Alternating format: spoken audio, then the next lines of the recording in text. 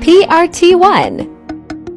Gabawa a gidan sarkinsa, mai karba gun mai basa, mai jinya wajen likitansa, a kurkusanmu ko kuma nisa, da an kira shi ai ya amsa.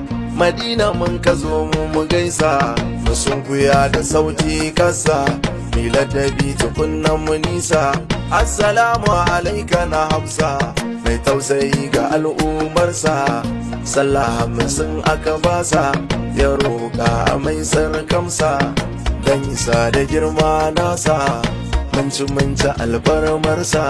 Abu salamu babbar kofa ta ciki na zo ni ziyara gunda maganin kukanmu, harka da yanzu manzon Allah, labbaika assalamu alaikum, la ilaha illallah ya Muhammadun Rasulullahi.